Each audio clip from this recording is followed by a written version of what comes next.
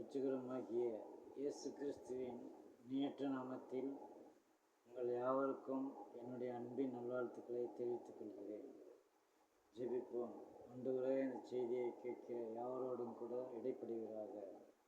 கர்த்தர் இயேசுவின் நாமத்தில் ஜெபங்களும் அன்பின் பரலோக பிதாவே, ஆமென். செய்தியின் தலைப்பு: நான் இஸ்ரவேலுக்கு பனியைப் போல் இருப்பேன். ஓசியா தீர்க்கதரிசன புஸ்தகம் 14வது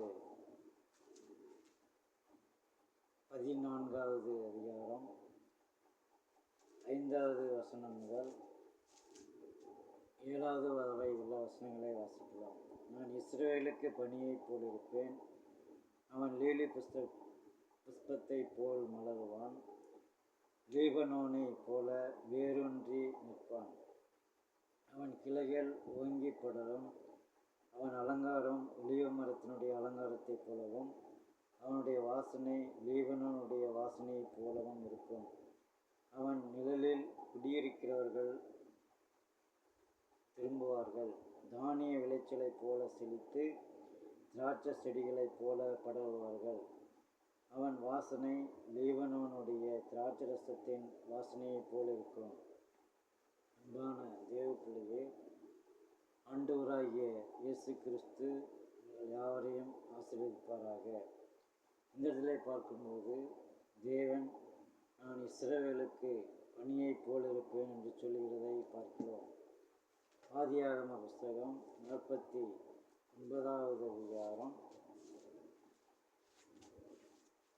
13வது வசனத்திலே யாக்கோபு யோசேப்பை ஆசீர்வதிக்கிறதை பார்க்கிறோம். சொல்லுகிறது என்னவென்றால், சர்வ வல்லவராலே அப்படி ஆயிற்று, உன் தகப்பனுடைய தேவனாலே அப்படி ஆயிற்று, அவர் உனக்கு துணையாயிருப்பார். சர்வ வல்லவராலே அப்படி ஆயிற்று, அவர் உயர வானத்திலிருந்து உண்டாகும் ஆசீர்வாதங்களினாலும் கீழே ஆழத்தில் உண்டாகும் ஆசீர்வாதங்களினாலும் சனங்களுக்கும் கற்பங்களுக்கும் உரிய ஆசீர்வாதங்களினாலும் உன்னை ஆசீர்வதிப்பார். 26 பிற்பகுதியிலே அவைகள் யோசேப்புடைய சிரசின் மேலும் தன் சகோதரிகள் விசேஷித்தவனுடைய உச்சந்தலையின் மேலும் வருவதாக என்று யாக்கோபு யோசேப்பை ஆசீர்வதிக்கிறதை பார்க்கிறோம். அதே பகுதியே ஆதியாகம புஸ்தகம் 27-28 ஈசாக்கு யாக்கோபை ஆசீர்வதிக்கிறதை பார்க்கிறோம். ஆதியாகமம் 27-28 தேவன் உனக்கு வானத்தின் பனியையும் பூமியின் கொழுமையையும் கொடுத்து மிகுந்த தானியத்தையும் திராட்சரசத்தையும் தந்தருவாராக என்று சொல்லுகிறதை பார்க்கிறோம். ஈசாக்கு யாக்கோபை ஆசீர்வதித்தார். அவன் தன்னுடைய மாமனார் வீட்டுக்கு கடந்து சென்றான். ஆசைகள் பெருகின, திருமணம் நடந்தது, பிள்ளைகள் பிறந்தார்கள். ஆனாலும் அவன் வாழ்க்கையிலே ஒரு நிறைவை கண்டவனாய் அவன் திருப்தி அடையவில்லை. அவன் ஓர் இரவிலே ஜெபிக்கிறான், நீ என்னை ஆசீர்வதித்தாலுடைய உம்மை போகவிட என்று சொல்லி. அதே போல யோசேப்பினுடைய வாழ்க்கையிலையும் பார்க்கிறோம். வானத்தின் ஆசீர்வாதத்தினாலும் ஆழத்தின் ஆசீர்வாதத்தினாலும் சூரியன் பக்குவப்படுத்தும் ஆசீர்வாதத்தினாலும் சந்திரன் பக்குவப்படுத்தும் ஆசீர்வாதத்தினாலும் கற்பத்தின் ஆசீர்வாதத்தினாலும் உன்னை ஆசீர்வதிப்பார் என்று சொல்லி. இங்கேயும் யோசேப்பு சொல்லுகிறான், தேவன் என்னுடைய தகப்பன் வீட்டாருடைய துக்கத்தை மறக்கச் செய்தார் என்று சொல்லி, அந்நிய தேசத்திலே பரதேசியாக இருக்கிறேன் என்று சொல்லி, மனாசே எப்பிராயிம் என்று சொல்லி பிள்ளைகளுக்கு பெயரிட்டதை அழைக்கிறோம்.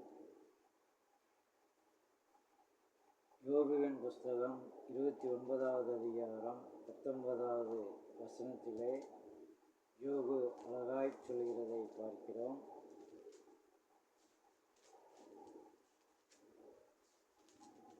என் கிளைகள் என் வேர் தண்ணீர்களின் ஓரமாய் படர்ந்தது. என் கிளையின் மேல் பனி முழுவதும் தங்கியிருந்தது. இந்த பகுதியிலே யோபு அழகாய் சொல்கிறார், எப்பொழுது தேவனுடைய ஆசீர்வாதம் கிடைக்கும் என்றால், அங்கு என் வேர் தண்ணீர்களின் ஓரமாய் படர்ந்தது, என் கிளைகள் மேல் பனி முழுவதும் தங்கியிருந்தது என்று சொல்லி ஆதியாகம புஸ்தகம் 2வது அதிகாரம் 5வது வசனத்திலே அங்கு வேதத்திலே பார்க்கிறோம், பூமியின் மேல் இன்னும் செடிகள் உண்டாயிருக்கவில்லை, நிலத்தினுடைய சகலவித செடிகளும் பூமியின் மேல் இன்னும் உண்டாகவில்லை, நிலத்தினுடைய சகலவித பூண்டுகளும் இன்னும் முளைக்கவில்லை. ஏனெனில் தேவனாய் கர்த்தர் பூமியின் மேல் இன்னும் மழையை பெய்ய பண்ணவில்லை, நிலத்தை பண்படுத்த மனுஷனும் இருந்ததில்லை என்று சொல்லப்படுகிறது. அப்பொழுது மூடுபனி பூமியிலிருந்து எழும்பி பூமியெல்லாம் நனைத்தது என்று சொல்லப்படுகிறது. சங்கீதம் 147:16 சொல்லப்படுகிறது, பஞ்சத்தை போல் உறைந்த மழையை தருகிறார், சாம்பலை போல உறைந்த பனியை தூவுகிறார் என்று சொல்லி தேவன் பனியையும் மழையையும் அவர் தூவுகிறார், பெய்ய பண்ணுகிறார் என்று சொல்லப்படுகிறது. ஓசியா தீர்க்கதரிசன புஸ்தகம் 14வது அதிகாரம்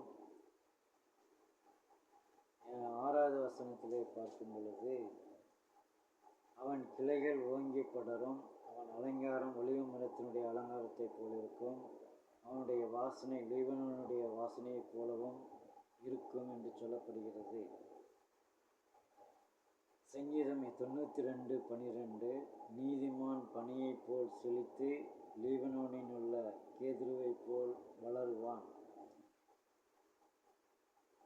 இந்த பகுதியிலே பார்க்கும் பொழுது ஆதியாகமம் 49:13 இங்கு ஒரு வார்த்தை அழகாய் சொல்லப்படுகிறது, வானத்தின் ஆசீர்வாதத்தினாலும் பூமியின் கொழுமையினாலும். வானத்தின் ஆசீர்வாதமும் பூமியின் கொழுமையும் நமக்கு தேவையெனில் வசனம் அழகாய் சொல்லுகிறது. ஓசியா தீர்க்கதரிசன புஸ்தகம் 14:7, அவன் நிழலில் இருக்கிறவர்கள் குடியிருக்கிறவர்கள் திரும்புவார்கள், தானிய விளைச்சலைப் போல செழித்து திராட்சை செடிகளைப் போல படருவார்கள், அவனை வாசனை லீபனோனுடைய திராட்சரசத்தின் வாசனையைப் போல இருக்கும். சங்கீதம் 91:1 பார்க்கிறோம், உன்னதமானவருடைய மறைவில் இருக்கிறவன் சர்வ வல்லவருடைய நிழலில் தங்குவான் என்று சொல்லப்படுகிறது. ஓசியா 2:21-22 பார்க்கும் பொழுது, அக்காலத்திலே நான் மறுமொழி கொடுப்பேன் என்று கர்த்தர் சொல்கிறார், நான் வானங்களுக்கு மறுமொழி கொடுப்பேன், அவைகள் பூமிக்கு மறுமொழி கொடுக்கும், பூமி தானியத்துக்கும் திராட்சரசத்துக்கும் எண்ணெய்க்கும் மறுமொழி கொடுக்கும், அவைகள் இஸ்ரவேலுக்கு மறுமொழி கொடுக்கும் என்று சொல்லப்படுகிறது. இன்றைக்கு நாம் ஒருவருக்கு தொலைபேசியிலே தொடர்பு கொள்கிறோமே என்றால் அது நேரடியாக தொடர்பு கொள்ள முடியாது. நாம் யாரை அழைக்க விருப்பம் கொள்கிறோமோ அந்த எண்ணானது சேட்டலைட்டுக்கு சென்று சேட்டலைட்டு மூலம் நாம் எந்த நிறுவனத்தின் எண்ணுக்கு தொடர்பு கொள்ள விரும்புகிறோமோ அந்த நிறுவனத்திற்கு தொடர்பு கொண்டு அந்த நிறுவனத்தின் மூலம் நாம் விரும்புகிற நபரிடத்தில் எப்படி சென்றடைகிறதோ அதே போல ஆண்டவராகிய தேவனும் சொல்கிறார். மல்கியா 3:10 என் ஆலயத்தில் ஆகாரம் உண்டாயிருக்கும்படி உங்கள் தசம பாகங்களை எல்லாம் கொண்டு வந்து பண்டக சாலையிலே செலுத்துங்கள், அப்பொழுது வானத்தின் பலகணிகளை கொண்டு இடமில்லாமல் போகும் மட்டும் ஆசீர்வதிக்க மாட்டேனோ என்று அதனாலே என்னை சோதித்து பாருங்கள் என்று சொல்கிறார். இன்றைக்கு அநேக மிஷனரி ஸ்தாபனங்கள் வட இந்தியாவிலே பெருகிறதற்கு ஒரே காரணம் கர்த்தருடைய பிள்ளைகள் கொடுக்கிற காணிக்கையினாலும் தசம பாகத்தினாலும் உதாரத்துவமான காணிக்கைகளினாலுமே அந்த ஊழியங்கள் நடந்து பெறுகிறது என்பதை அறிந்திருக்கிறோம். அதே போல ஆண்டவர் சொல்கிறார், நீ என்னை கனம் பண்ணும்போது நான் வானத்துக்கு மறுமொழி கொடுப்பேன். என்னுடைய பிள்ளை வறுமையில் இருக்கிறான், போராட்டத்தில் இருக்கிறான், நிந்தையில் இருக்கிறான், அவமானத்தில் இருக்கிறான், அவனை நீ ஆசீர்வதிக்க வேண்டும் என்று வானத்திற்கு மறுமொழி கொடுக்கிறார். சங்கீதத்திலே பார்க்கும் பொழுது வானம் மழையை பொழியும், பூமியும் தன் பலனை கொடுக்கும் என்று சொல்லப்படுகிறது. அதே போல வானத்திற்கு ஆண்டவர் கட்டளையிடுகிறார். வானத்திலிருந்து மழை பெய்து பூமிக்கு அதை அனுப்புகிறது. பூமி திராட்சை கொடிக்கும், திராட்சை செடிக்கும், மரங்களுக்கும், தானியங்களுக்கும் அது மறுமொழி கொடுக்கிறது. அந்த விளைச்சல் மூலம் கர்த்தருடைய பிள்ளைகள் ஆசீர்வதிக்கப்படுகிறார்கள். அதன் மூலம் தேவன் இஸ்ரவேலுக்கு மறுமொழி கொடுக்கும் என்று ஆண்டவர் சொல்கிறதை பார்க்கிறோம். எரேமியா 33:3. அவன் என்னை நோக்கி கூப்பிடுவான், என்னை நோக்கி